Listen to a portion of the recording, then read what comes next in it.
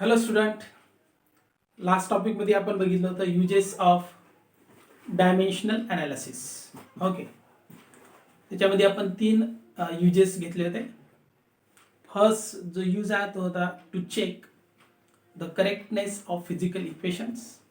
तसं आपण first equation of motion लिहिलं होतं, that is v equals to U plus A T.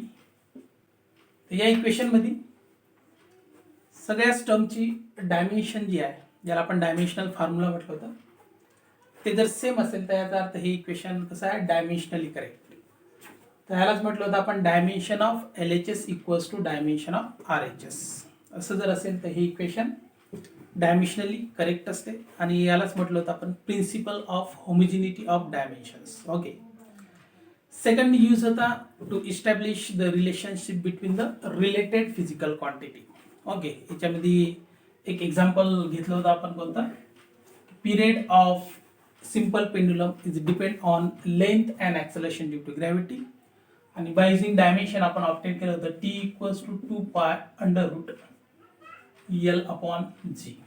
Okay, third use होता to find the conversion factor between the two units of same physical quantity in a different system of unit. आणि as a example घेतलं होतं आपण work, आणि वर्कचं S I unit आणि C G S unit that is joule आणि erg यांच्यामधलं conversion लिहिलं होतं आपण की 1 जूल इक्वल्स टू 10⁻⁷ अर्ग. ओके, पण आता सेकंड यूजवरचं एक आपण होमवर्क दिलं होतं की कायनेटिक एनर्जी जर depend on mass and velocity. तर हे जे इक्वेशन आहे हे आपल्याला बाय युजिंग डायमेन्शनल ॲनालिसिस आपल्याला सॉल्व्ह करायचं होतं. जसं आपण period of simple pendulum T equals to 2π/√LG show केलं होतं. तर ते आपण होमवर्क घेऊ.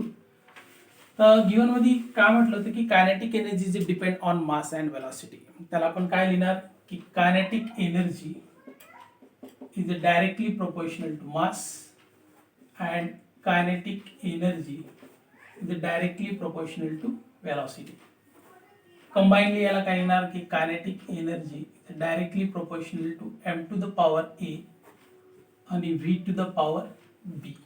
ओके, प्रोपोर्शनॅलिटी साइन जर काढलं तर kinetic energy is equals to k into m⁴ v⁴b. here k is a constant of proportionality. आता याला आपण देऊ इक्वेशन नंबर फर्स्ट. ओके, तर आपण दोन्ही साईडच्या डायमेन्शन्स फॉर्म्युले लिहू.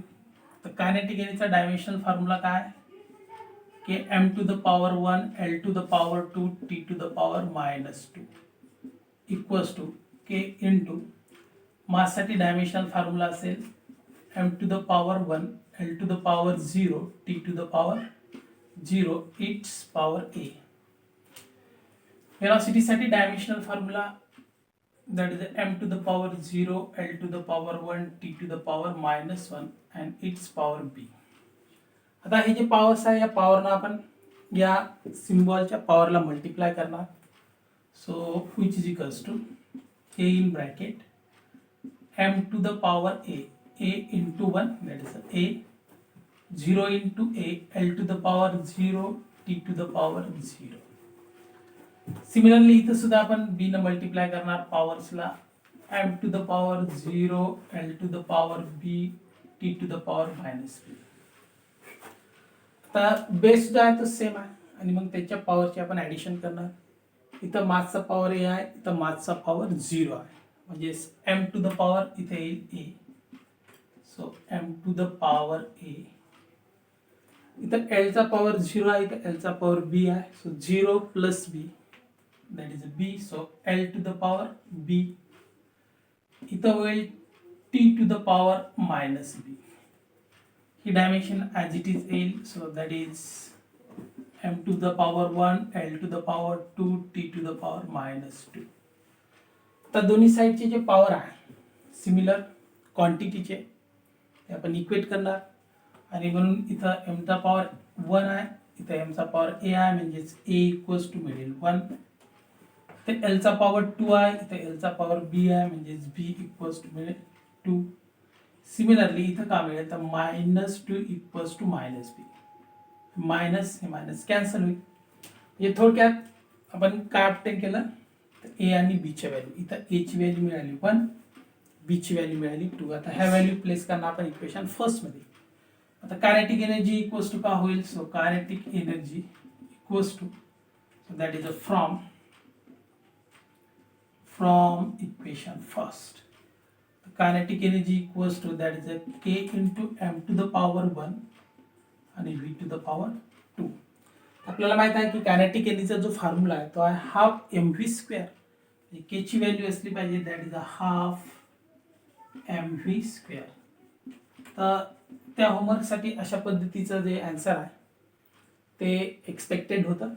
ओके, तर हे समजलं असेल तुम्हाला की to establish the relationship between the related physical quantity by using the dimensional analysis, ते अशा पद्धतीनं सॉल्व करायचं होतं. ओके, तर सेकंड जो पॉईंट आहे याच्यावरला जो रिमेनिंग पॉईंट आहे limitation of dimensional analysis.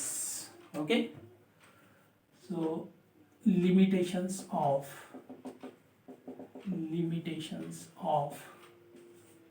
dimensional analysis.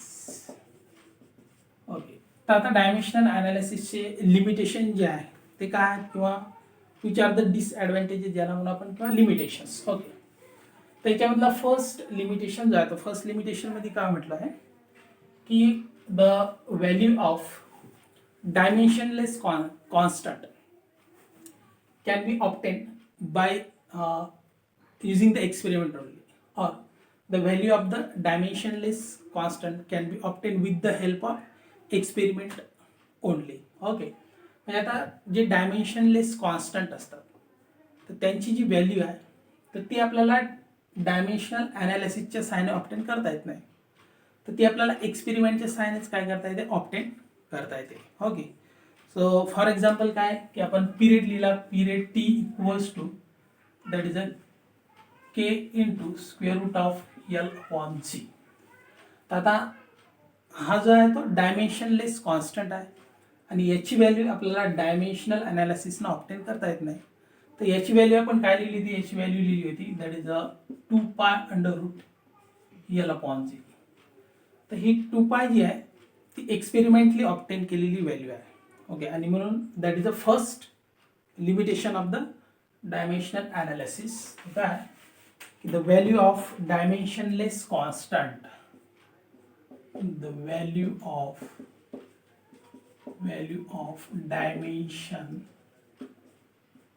dimensionless constant can be obtained with the help of experiment only. Okay, so the value of dimensionless constant can be obtained with the help of experiment only. याचा अर्थ काय की ज्या कॉन्स्टंटला dimension नाही तर त्याची value आपण experiment करूनच काय करता येते, आपल्याला ऑप्टेन करता येते. ती व्हॅल्यू आपल्याला डायमेन्शनल अनालिसिसच्या साहाय्याने ऑप्टेन करता येत नाही. ओके, सेकंड जो यूज आहे तर सेकंड यूज मध्ये काय म्हटलं की the dimensionless analysis is not use to derive the relation which contain the trigonometric, exponential and logarithmic function which are dimensionless.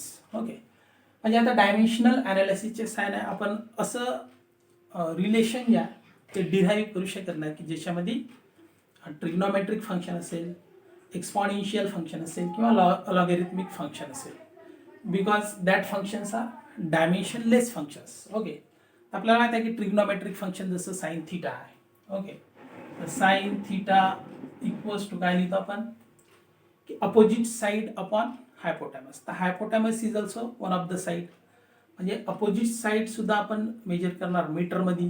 Okay, आणि हायपोटॅमस सुद्धा आपण मेजर करणार समजा मीटरमध्ये.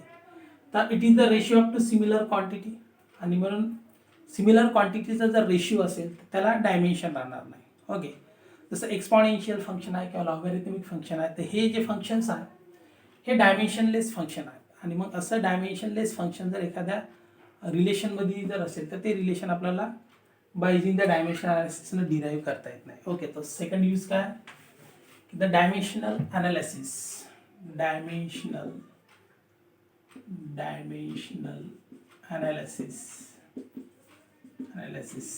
cannot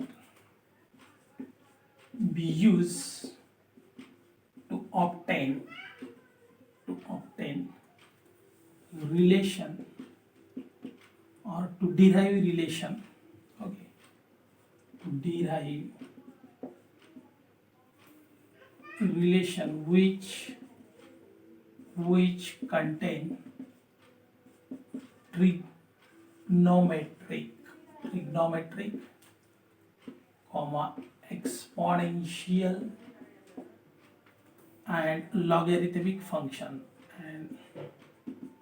and logarithmic functions which are dimensionless,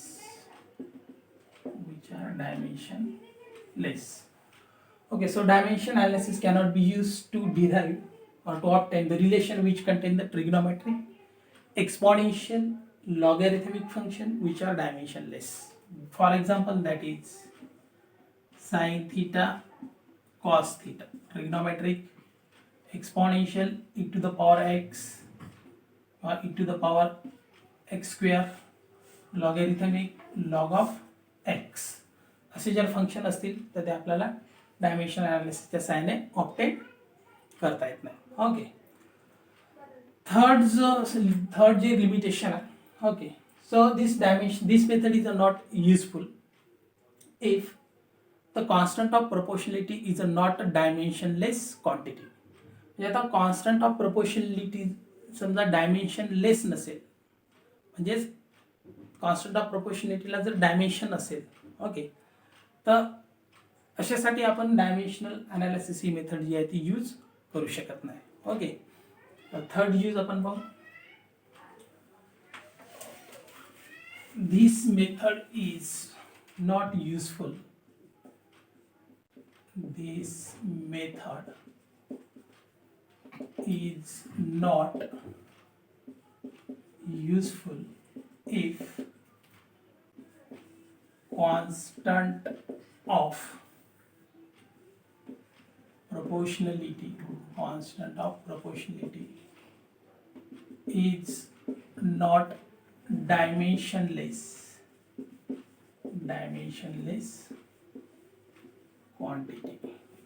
okay, तर for example काय म्हटलं की फॉर एक्झाम्पल जसं आपल्याला माहिती आहे की न्यूटन्स लॉ ऑफ ग्रॅव्हिटेशन मध्ये according to statement the force between the two object is directly proportional to product of their masses and inversely proportional to square of distance between them. So that is the F force is directly proportional to product of two masses, that is M1 and M2, and inversely proportional to the square of distance between them. Okay, आणि याच्यावर आपण काय लिहितो तर F equals to that is a K to M1 into M2 upon R square. आता इथं K म्हणजेच काय, ग्रॅव्हिटेशनल कॉन्स्टंट घेतो, पण हा जो ग्रॅव्हिटेशनल कॉन्स्टंट जो आहे हा डायमेन्शनलेस नाही, डायमेन्शनलेस क्वांटिटी आहे काही नाही, तर याला डायमेन्शन्स आहे.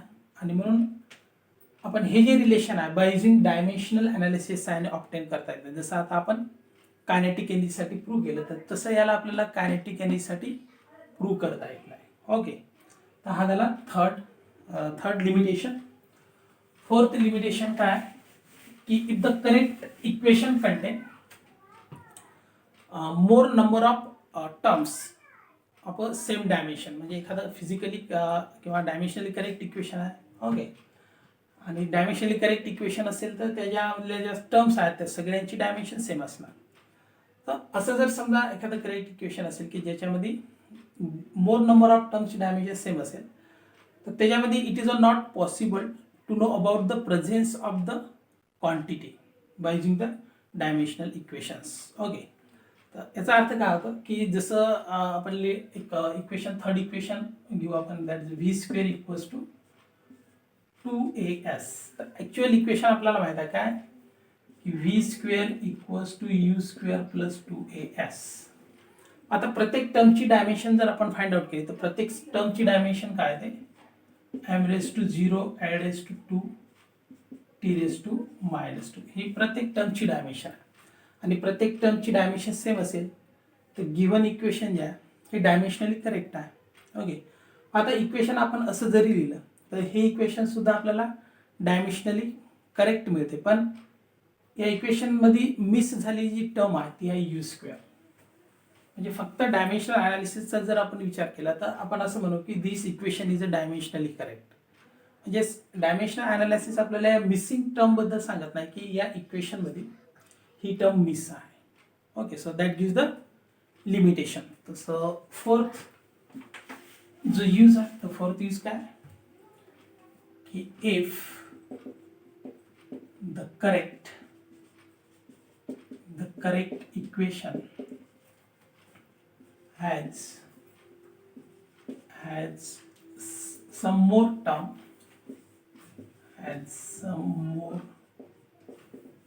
terms of same dimension,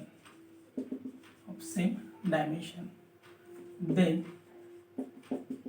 it is not possible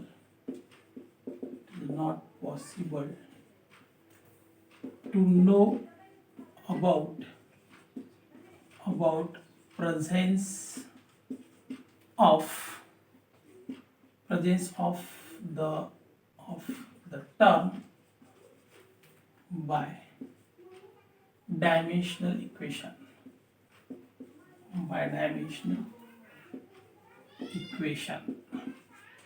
So for example याला आपण असं लिहू शकतो v square equals to 2as. Dimensionally correct आहे पण ॲक्च्युअल करेक्ट इक्वेशन काय v square equals to u square plus 2as. हे इक्वेशन असं जरी घेतलं तरी डायमेन्शनली करेक्ट आहे. हे इक्वेशन सुद्धा डायमेन्शनली करेक्ट आहे. पण या इक्वेशनमध्ये जी मिस झालेली टर्म आहे तर त्या प्रेझेन्सबद्दल आपल्याला डायमेन्शन ॲनालिसिसवरून असं सांगता येत नाही की या इक्वेशनमध्ये यू स्क्वेअर असायला पाहिजे. Okay, so that gives the limitation of dimensional analysis. Okay, तर व्हेरी इझी पार्ट आहे, तुम्हाला हा इझिली अंडरस्टँड होईल. सेकंड जो पॉइंट आहे तो आहे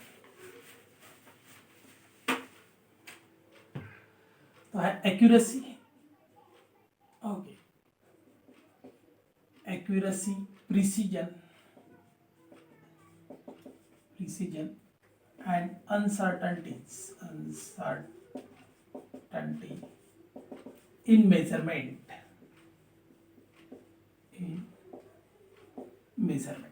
Okay, so we know that physics is a science which is based on the observations and experiment. म्हणजे जेव्हा आता आपण एक्सपेरिमेंट परफॉर्म करत असतो तेव्हा आपण ऑब्झर्वेशन्स घेत असतो. ओके, आणि जे मेजरमेंट घेतो आपण ऑब्झर्वेशन घेत असताना शुड बी करेक्ट. म्हणजे जे आपण मेजर केलेली जी व्हॅल्यू आहे it must be same to the actual value. Observe किंवा मेजर केलेली व्हॅल्यू जी आहे ती ट्रू व्हॅल्यूच्या जवळपास असली पाहिजे. ओके, तर तेव्हा त्याला आपण म्हणू दॅट मेजरमेंट इज ॲक्युरेट किंवा ॲक्युरेसीची जी डेफिनेशन आहे ती definition measurement close to the actual value असंही आपण याला डिफाईन करू शकतो. ओके, सो ॲक्युरेसी किंवा फॉर एक्झाम्पल समजा आपल्याला या पेनची लेंथ जी आहे ओके ती आपल्याला लेंथ मेजर करायची आणि या पेनची ॲक्च्युअल लेंथ आहे समजा 13.2 सेंटीमीटर. So length 13.2 centimetre. आता आपल्याला या पेनची ॲक्च्युअल व्हॅल्यू माहीत झाली 13.2 सेंटीमीटर. पण आता आपण 3 वेळेस या पेनची व्हॅल्यू मेजर केली. तर फर्स्ट टाइम L1 मिळाला आपल्याला 13.1 सेंटीमीटर, पहिल्या वेळेस लेंथ मेजर केली. L2 equals to 13.2 centimeter, L3 equals to 13.3 centimeter. Okay, तर आता जी मोस्ट क्लोज व्हॅल्यू आहे that is a close measurement to the actual measurement किंवा ॲक्च्युअल व्हॅल्यूच्या जवळपासची जी व्हॅल्यू आहे किंवा जी ॲक्युरेट व्हॅल्यू आहे ती आहे second measurement. So this is a measurement close to the actual value. तर याला आपण काय म्हणू ॲक्युरेसी. याला काय म्हणू आपण accuracy. Okay, so measurement close to the actual value. Accuracy म्हणजेच काय accuracy measurement close the actual value of quantity. Actual value of quantity. लक्षात आलं काय की जे मेजरमेंट ॲक्च्युअल व्हॅल्यूच्या जवळपास आहे तर त्याला आपण म्हणू accuracy in the measurement. Accuracy in the measurement. Okay. Second thing आहे की accuracy is depend on the list count of the measuring instrument. म्हणजे ज्या इन्स्ट्रुमेंटच्या सहाय्याने आपण मेजरमेंट घेत आहोत तर त्याच्या लिस्ट काउंटवरती सुद्धा ॲक्युरेसी डिपेंड असते. ओके. मग जेवढा स्मॉल लिस्ट काउंट असेल, आता लिस्ट काउंट म्हणजेच काय की the minimum value which can be measured by using that instrument. म्हणजे आता ही स्केल आहे. ओके. तर आपल्याला माहित आहे की या स्केलच्या सहाय्याने आपण कमीत कमी डिस्टन्स जे आहे ते किती मेजर करू शकतो, तर ते मेजर करू शकतो आपण 1 मिलीमीटर. तर 1 मिलीमीटरपेक्षा कमी आपण डिस्टन्स मेजर करू शकत नाही. ओके. आता 1 मिलीमीटर म्हणजेच याला आपल्याला सेंटीमीटरमध्ये कसं लिहिता येईल, 0.1 सेंटीमीटर, 0.1 सेंटीमीटर. ओके. तर ही झाली कमीत कमीत व्हॅल्यू. म्हणजे जेवढा लिस्ट काउंट कमी असेल तर आपण डेसिमल पॉईंट नंतर 2 डिजिटपर्यंत ही व्हॅल्यू काय करू शकतो, मेजर करू शकतो. समजा याचा अर्थ आपण आपल्याला अशा पद्धतीनं घेता येईल. Okay. So the measurement is again depend upon the list count of the measuring instrument. Smaller the list count, greater the accuracy. Okay. So हे झालं accuracy. Next precision. प्रिसिजन कशाला म्हणायचं, that is a precision. Okay. आता आपण number of time काय घेतले, measurement घेतले. So these are the multiple measurement. Okay. So show the identical values. ह्या आपल्याला जवळपास सारख्याच व्हॅल्यूज दिसतात. म्हणजे 13.1 centimetre, 13.2 centimetre, 13.3 centimetre.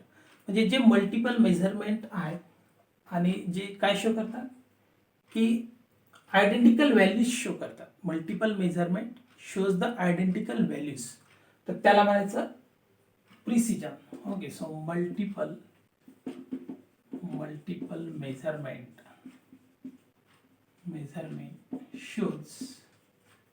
shows identical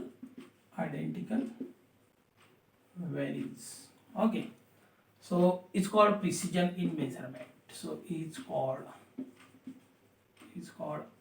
precision in measurement.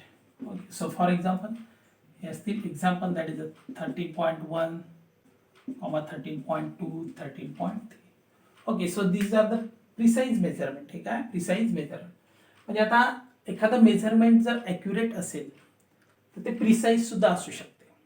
काय असू शकते, प्रिसाइज. ओके. म्हणजे measurement in observation may be both accurate and precise, और मे नॉट बी ॲक्युरेट और प्रिसाइज. ते ॲक्युरेट नसेल तर ते प्रिसाइज सुद्धा असते. तर प्रिसाइज म्हणजेच काय की असे मल्टिपल मेजरमेंट की ज्याच्या व्हॅल्यू जे आहेत तर जवळपास कशा आहेत, सारख्या आहेत, तर त्याला आपण काय म्हणू, प्रिसाइज किंवा precision in a measurement. Okay. So next आहे अनसर्टन्टी इन मेजरमेंट. आता मेजरमेंट आपण एखाद्या क्वांटिटीचं घेत आहोत तर ते मेजरमेंट जे आहे ते ॲक्युरेट किंवा प्रिसाइज असेल असं नाही, तर त्याच्यामध्ये अनसर्टन्टी सुद्धा असू शकते. म्हणजे अनिश्चितता सुद्धा असू शकते. आणि मग ही जी अनसर्टन्टी आहे मेजरमेंटमध्ये तर ती कोणकोणत्या फॅक्टरमुळे अराईज होऊ शकते, तर त्यासाठी जे 4 फॅक्टर आहेत. Okay. So uncertainty in measurement,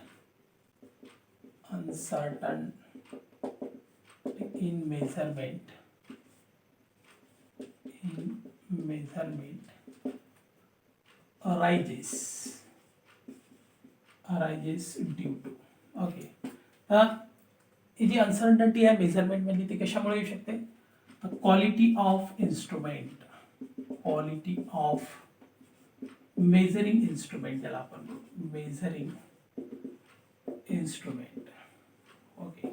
आपण ज्या इन्स्ट्रुमेंटच्या सहाय्याने मेजरमेंट घेता त्याची क्वालिटी जर चांगली नसेल, म्हणजे चांगल्या क्वालिटीचं ते इन्स्ट्रुमेंट नसेल, तर त्याच्यामुळं आपलं मेजरमेंट जे आहे ते ॲक्युरेट प्रिसाइज येणार नाही, त्याच्यामध्ये अनसर्टन्टी असेल.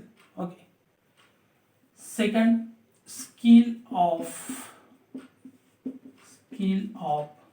Person performing performing experiment. Okay, आता जो पर्सन एक्सपेरिमेंट परफॉर्म करत आहे तर त्याच्या स्किलवरती सुद्धा ॲक्युरेसी डिपेंड असते. ओके, तर स्किलफुल पर्सन जर नसेल किंवा त्याला माहीतच नसेल की मेजरमेंट कशी घ्यायचे तर त्याच्यामुळे नक्कीच मेजरमेंटमध्ये अनसर्टन्टी असेल. ओके, मेजरमेंट करेक्ट असतीलच असं आपल्याला सांगता येत नाही. थर्ड आहे method of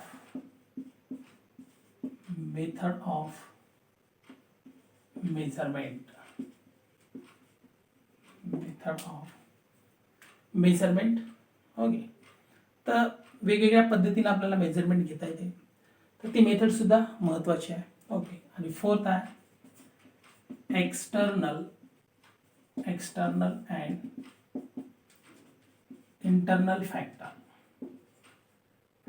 which affect the result of experiment. Okay, तर जे काही एक्सटर्नल फॅक्टर्स असतील जसं ज्याला आपण म्हणू टेम्परेचर आहे किंवा फ्रिक्शन आहे किंवा एअर रेजिस्टन्स, हे एक्सटर्नल फॅक्टर झाला. इंटरनल फॅक्टरमध्ये जसं फ्लक्च्युएशन इन करंट आहे, म्हणजे आपण एखादं इलेक्ट्रॉनिक बेस एक्सपेरिमेंट करत आहोत आणि समजा व्होल्टेज कमी जास्त झालं तर हे झालं इंटरनल फॅक्टर. तर अशामुळे सुद्धा याचा जो इफेक्ट आहे तो सुद्धा रिझल्टवरती होत असतो. तर हे सुद्धा फॅक्टर जे आहे ते अनसर्टन्टी इन मेजरमेंटसाठी काय असतात, कारणीभूत असतात. Okay, so very simple factors आहे quality of measuring instrument, skill of person performing experiment, method used for measurement. Okay, मेजरमेंटसाठी यूज होणारी method, external and internal factor which affect the result of experiment. Okay, तर याच्यानंतरचा जो part आहे तर त्या पार्टमध्ये आपण बघणार आहोत error, types of error. Okay, there are 2 types of error आहेत. ओके, तर ह्या एरर ज्या आहेत त्या इम्पॉर्टंट आहे, त्याचं मिनिमायझेशन कसं करायचं. ओके, तर हे आपण नेक्स्ट व्हिडिओमध्ये बघणार आहोत. ओके, सो आय होप हा जो व्हिडिओ आहे तर तुम्हाला समजला असेल. सो बाकी आपण नेक्स्ट व्हिडिओमध्ये बघू. थँक्यू.